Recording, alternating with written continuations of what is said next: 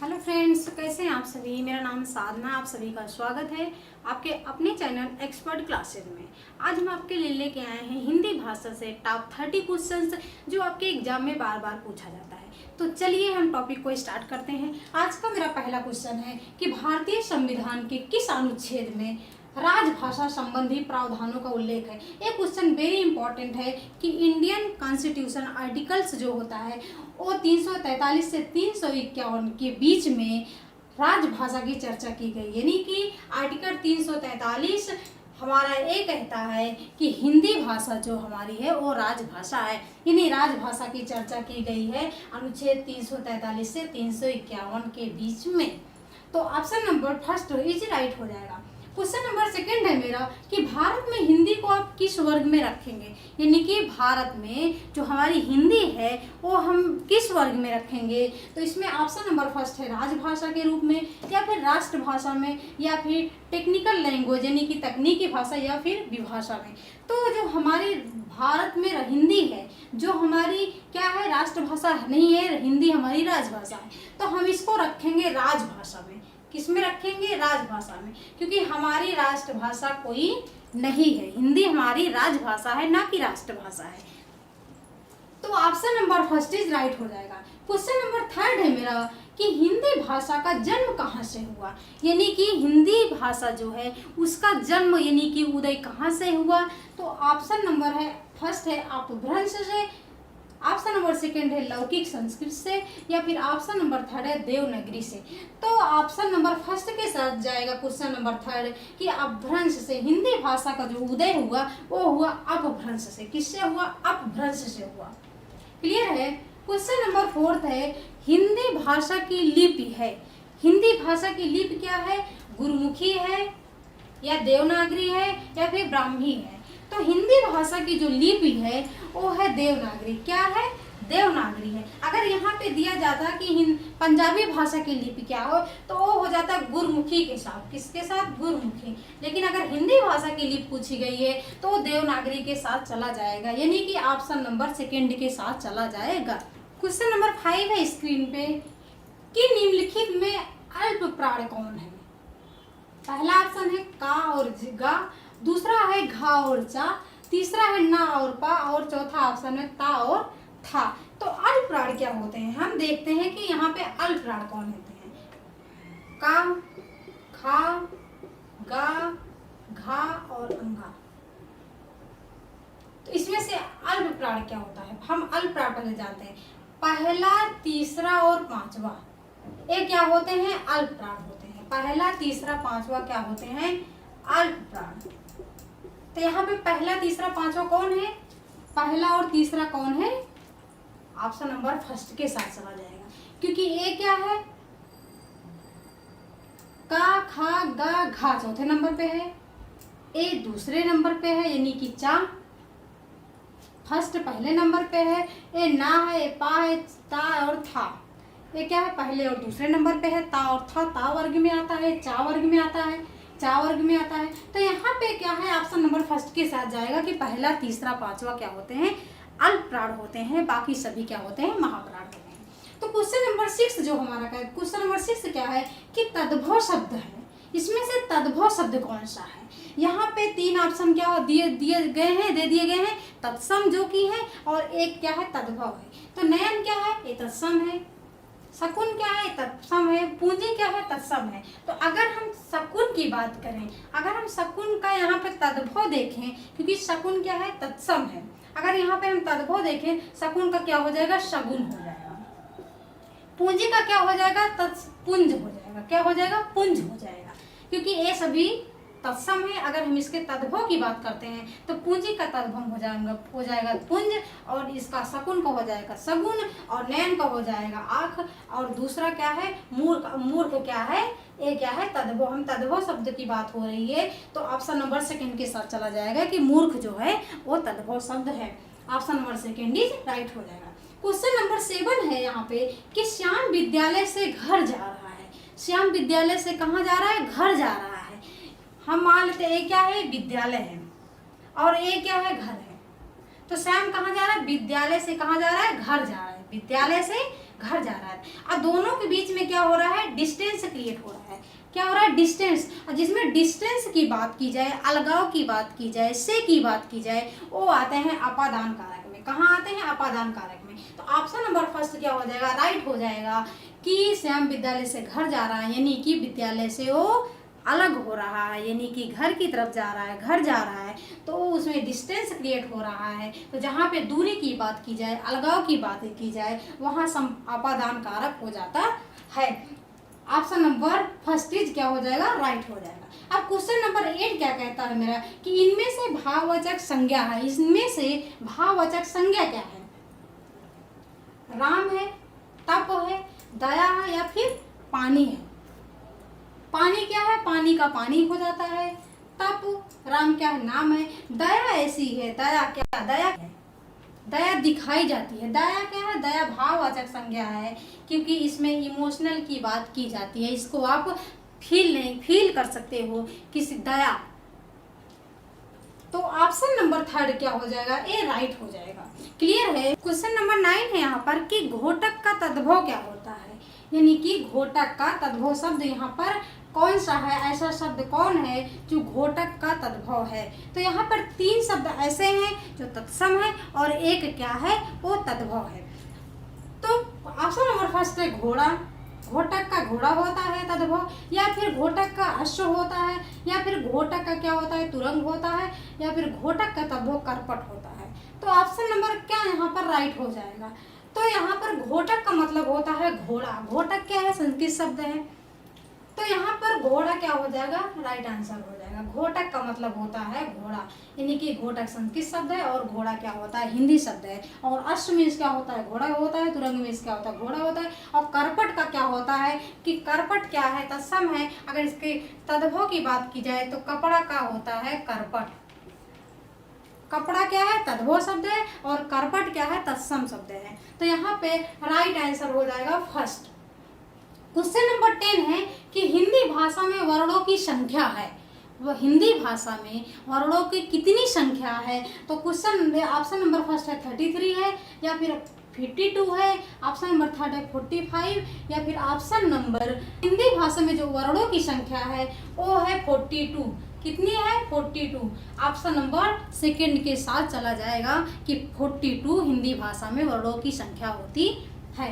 Question number 11 है कि आज जन्म में, यहाँ पर हमने समास का क्वेश्चन लिए हैं कुछ, कि आज जन्म में कौन सा समास है। आज जन्म, यहाँ क्या है, आ का मतलब उपसर्ग लगा है, जन्म, आज जन्म। आज जन्म में कौन सा समास है, तो हमने पहले बताया है कि जिस समास में उपसर्ग की बात की जाए, अव्यय की बात की जाए, वह समास अव्ययी समास हो जाता है। तो यहाँ पे आजन्म में कौन सा समास है, तो ये हो जाएगा अव्ययी समास। क्या हो जाएगा, अव्ययी भाव समास।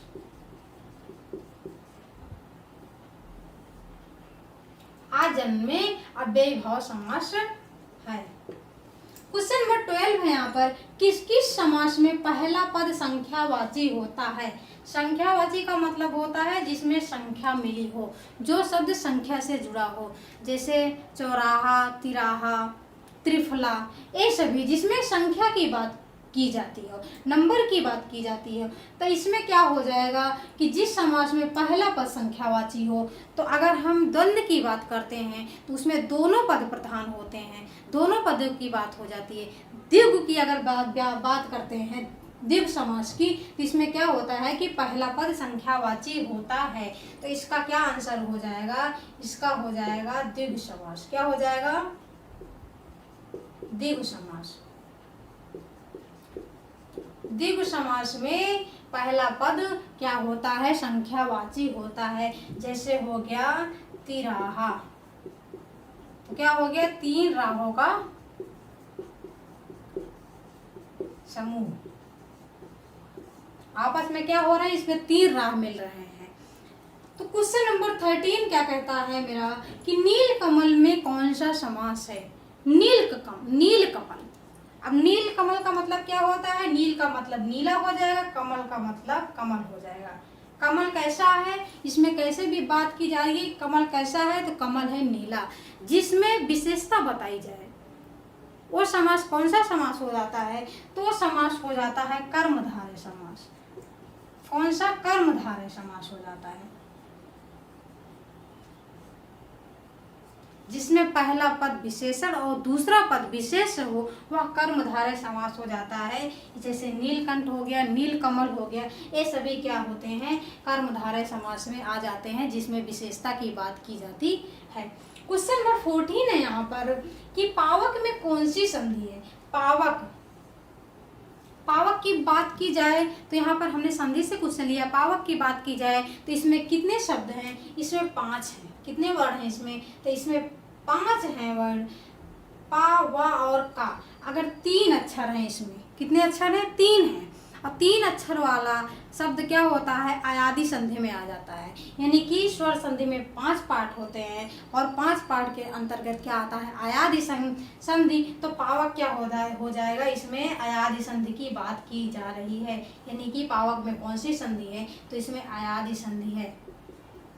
3 अक्षर वाला शब्द क्या हो जाता है? अयादि संधि में आ जाता है। जैसे नयन हो गया, पावक हो गया, ये सभी, पवन हो गया, ये सभी क्या है? अयादि संधि में आ जाते हैं। क्वेश्चन नंबर यहाँ पर 15 है कि कौन शुद्ध शब्द है? शुद्ध शब्द कौन से हैं? तो ऑप्शन नंबर फर्स्ट है कामायनी, ऑप्शन नंबर सेकंड है वाल्मीकि और ऑप्शन नंबर थर्ड है उज्ज्वल या फिर ऑप्शन नंबर फोर्थ है सन्यासी। तो इसमें 3 शब्द ऐसे हैं जो अशुद्ध हैं। वर्तनी की दृष्टि से देखिए तो अशुद्ध है और एक ऐसे शब्द हैं जो कि शुद्ध हैं। तो इसमें कामायनी ऐसे लिखा जाता है, कामायनी क्या होता है? कामायनी ऐसे लिखा जाता है, नहीं लिखा जाता है। वाल्मीकि क्या होता है? ऐसे लिखा जाता है। उज्ज्वल ऐसे लिखा जाता है या फिर सन्यासी ऐसे लिखा जाता है। तो यहाँ पे शुद्ध शब्द जो होते हैं वो वाल्मीकि हैं। वाल्मीकि ऐसे लिखा जाता है। यहाँ पर ऑप्शन सेकंड के साथ चला जाएगा कि वाल्मीकि जो है वो शुद्ध शब्द है, बाकी क्या है? अशुद्ध शब्द है। कामायनी ऐसे नहीं लिखा जाता है, इसमें बड़ी की मात्रा हो जाती है। उज्ज्वल में कितने होते हैं? ऐसे होते हैं।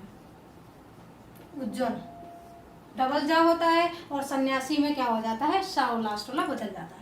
तो क्वेश्चन नंबर 16 है कि निम्नलिखित में कौन सी सकर्मक क्रिया है? सकर्मक क्रिया और अकर्मक क्रिया। सकर्मक का मतलब होता है जिसमें कर्म हो और अकर्मक का मतलब होता है विदाउट कर्म के, जिसमें कर्म ना हो। तो इसमें क्या है? ऑप्शन नंबर फर्स्ट है दौड़ना, ऑप्शन नंबर सेकंड है रोना या फिर हंसना और ऑप्शन नंबर फोर्थ है पीना।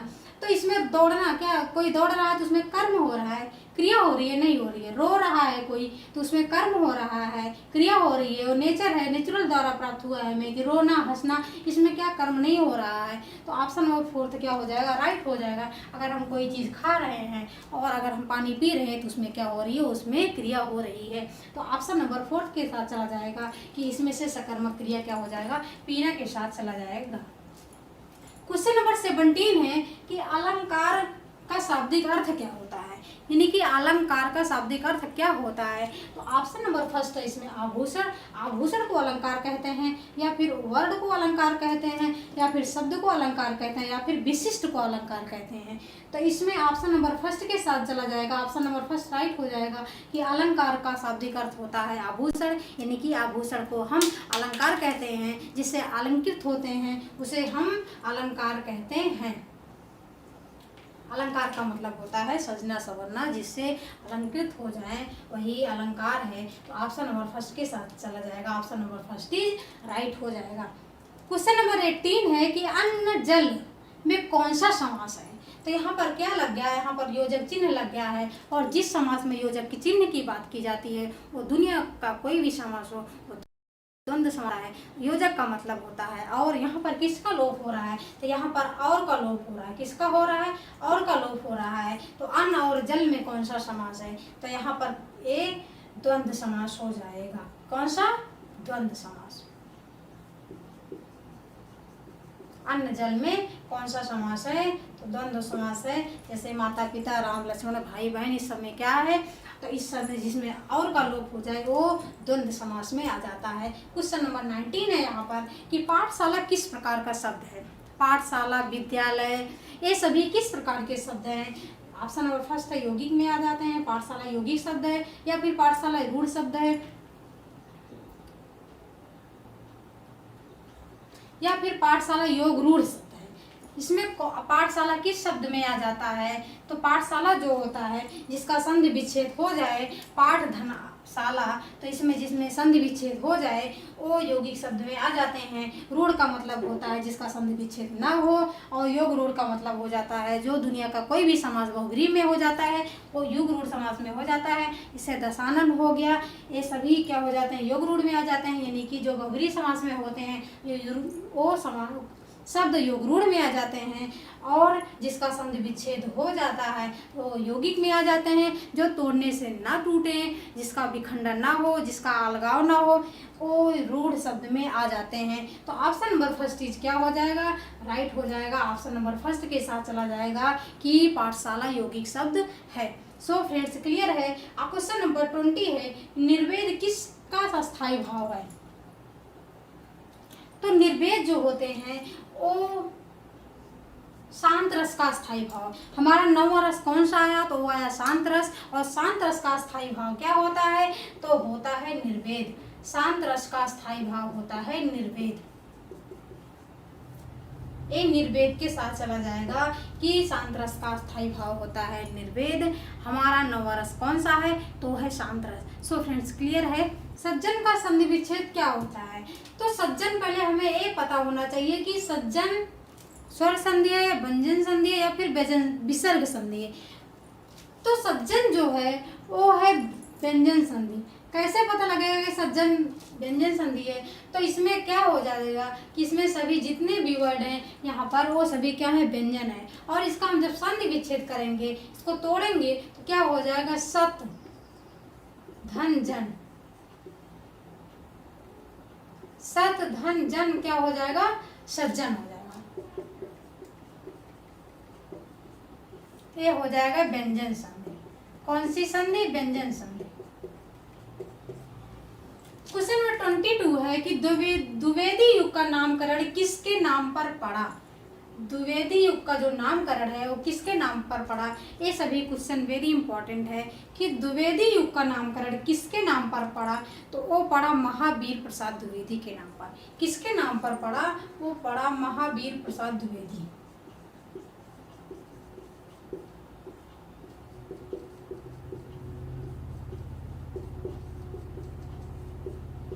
महावीर प्रसाद द्विवेदी के नाम पर द्विवेदी युग का नाम पड़ा। इसका आंसर हो जाएगा महावीर प्रसाद द्विवेदी। क्वेश्चन नंबर 23 है कि आधुनिक युग की मीरा। क्वेश्चन ऐसे पूछ लिया जाता है कि आधुनिक युग की मीरा किसे कहा जाता है? तो वहां पर ऑप्शन दे दिया जाएगा, सुमित्रा नंदन पंत, महादेवी वर्मा, और भी बहुत सारी कवियत्री का ऑप्शन दे दिया जाता है। तो इसमें से ऑप्शन क्या हो जाएगा कि आधुनिक युग की जो मीरा है वो महावीर प्रसाद महादेवी वर्मा को कहा जाता है। किसको कहा जाता है? महादेवी वर्मा को आधुनिक युग की मीरा कहा जाता है। क्वेश्चन नंबर 24 है कि हार की जीत क्या है? कहानी है। हार की जीत कहानी के रचनाकार कौन है? तो हार की जीत किसके द्वारा लिखी गई है? तो इसको लिखने वाले हैं सुदर्शन। सुदर्शन ने लिखा है हार की जीत कहानी। क्लियर है? क्वेश्चन नंबर 25 है कि कर कमल सा कोमल है। कर कमल सा कैसा है? कोमल है। हरि का पैर जो है वो कमल के समान क्या है? कोमल है। तो इसमें हम कैसे पहचानेंगे कि अनुप्रास अलंकार है या फिर उपमा अलंकार है या फिर विरोधाभास अलंकार है या फिर रूपक है? तो इसमें ये ट्रिक है कि अगर इसमें सा आ जाए, अगर जिस अलंकार में जिस शब्द में सा आ जाए, सी आ जाए, सम आ जाए, सरिस आ जाए, वो उपमा अलंकार के अंतर्गत आ जाता है। सा सी से सम सरिस अगर जिसमें आ जाता है वो उपमा अलंकार में चला जाता है। तो इसमें सा सी कर कमल सा कोमल है, तो इसमें क्या आया है? सा आया है। हमें इससे मतलब नहीं है कि इसमें कोमल हो, कर हो, ये कुछ भी हो, कमल हो, हमें इससे शब्द से नहीं मतलब है। हमें इससे ये देखना है कि अगर सा आ जाए, सी आ जाए, सम आ जाए, सरिस आ जाए, तो हमें आंख बंद करके उपमा अलंकार को टिक कर देना है। क्लियर है? क्वेश्चन नंबर 26 है यहाँ पर कि इनमें कौन देशज शब्द है? देशज का मतलब होता है जो हमने बनाया है, जो हमारे द्वारा बनाया गया है। तो ऑप्शन नंबर फर्स्ट है डॉक्टर, ऑप्शन नंबर सेकंड है लोटा, फिर ऑप्शन नंबर फोर्थ है कंपनी। डॉक्टर देशज शब्द है, या फिर लोटा देशज शब्द है, या क्रिकेट देशज शब्द है, या फिर कंपनी देशज शब्द है। तो इसमें से जो ऑप्शन दिए गए हैं, इसमें से 3 शब्द ऐसे हैं जो कि विदेशज शब्द हैं, और एक राइट आंसर हो जाएगा जो कि देशज शब्द है। तो डॉक्टर क्या है? विदेशज शब्द है। विदेशज का मतलब होता है अंग्रेजी शब्द है डॉक्टर। क्रिकेट अंग्रेजी शब्द है, कंपनी अंग्रेजी शब्द है। तो 3 क्या है? विदेशज हैं। और लोटा क्या है? यही हमारा आंसर हो जाएगा, सेकंड आंसर के साथ चला जाएगा। लोटा क्या होता है? ये देशज शब्द हैं। लोटा, बाल्टी, पगड़ी, ये सभी क्या है? इसको हमने नाम दिया है, तो ये सभी देशज शब्द में आ जाते हैं। क्वेश्चन नंबर 27 है कि अंतःस्थ व्यंजन है। अंतःस्थ व्यंजन क्या होते हैं?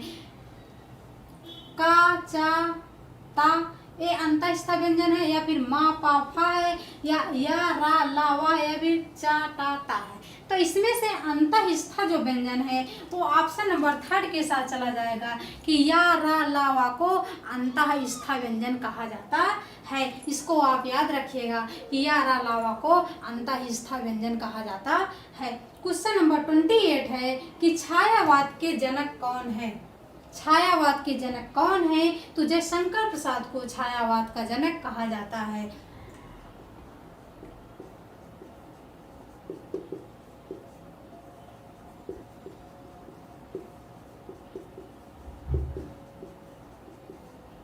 जयशंकर प्रसाद को छायावाद का जनक कहा जाता है। क्वेश्चन नंबर 29 है कि स्पर्श व्यंजन कितने होते हैं? स्पर्श व्यंजन कितने होते हैं? तो हिंदी में जो 33 होते हैं, जिसमें से अंतःस्थ व्यंजन होते हैं, स्पर्श व्यंजन होते हैं, का वर्ग, चा वर्ग, टा वर्ग, ता वर्ग, पा वर्ग, ये सभी क्या होते हैं? स्पर्श व्यंजन होते हैं। यानी कि एक लाइन में कितने 5 अक्षर होते हैं, और 5 लाइन में 25 वर्ड हो जाते हैं। तो इनका स्पर्श व्यंजन कितने होते हैं? तो 25 हो जाते हैं। कितने हो जाते हैं? 25 स्पर्श व्यंजन हो जाते हैं। ऑप्शन में ऐसे दे दिया जाएगा 25, 33, 11, 52। तो स्पर्श व्यंजन जो होते हैं वो 25 हो जाते हैं। का वर्ग, का, चा वर्ग, टा वर्ग, ता वर्ग और पा वर्ग, ये कितने होते हैं? का वर्ग से आप जोड़िए का, खा, गा, घांगा, चा, छा, जा, झाएंगे, ये सभी क्या होते हैं? स्पर्श व्यंजन होते हैं। पा के बाद जो आते हैं वो अंतःस्थ व्यंजन हो जाते हैं। क्वेश्चन नंबर 30 है और लास्ट क्वेश्चन है कि हर्ष का विलोम क्या होता है? ये क्वेश्चन एग्जाम में काफी बार ट्रेन किया है कि हर्ष का विलोम क्या हो जाता है। तो ऑप्शन है दुख हो जाता है, हर्ष का मतलब दुख होता है, या फिर विषाद हो जाता है, या फिर हर्ष का मतलब रोना होता है, या फिर खुशी होता है। तो हर्षित होना, हर्ष का मतलब खुशी होता है। तो इसका जो विलोम हो जाएगा ये ऑप्शन नंबर 4 के साथ चला जाएगा, नहीं ऑप्शन नंबर 4 के साथ नहीं जाएगा, क्योंकि अगर यहाँ पर दुख का विलोम पूछा जाता तो वहाँ पर सुख हो जाता है। हंसना का पूछता तो रोना हो जाए। हर्ष का पूछा गया है विलोम, तो यहाँ पर विषाद के साथ चला जाएगा। ऑप्शन नंबर 2 क्या हो जाएगा? राइट हो जाएगा। यहाँ पर हमने आपको टॉप 30 क्वेश्चन बताए हैं, ऐसे क्वेश्चन बताए हैं जो एग्जाम में बार बार पूछे जाते हैं, काफ़ी ट्रेंड क्वेश्चन है। फाइनली हम यहाँ पर 30 क्वेश्चन बार बार पूछने वाले क्वेश्चन बताए हैं। तो अगर अभी तक आपने मेरे चैनल को सब्सक्राइब नहीं किया है तो जल्दी से लाल बटन पर क्लिक करके चैनल को सब्सक्राइब कीजिए और वीडियो को लाइक कीजिए, जिससे हमारी और भी वीडियो आपके फ्रेंड्स फैमिली के साथ पहुंच सके। Thanks for watching video. This is Sadhana Tyagi's, expert classes.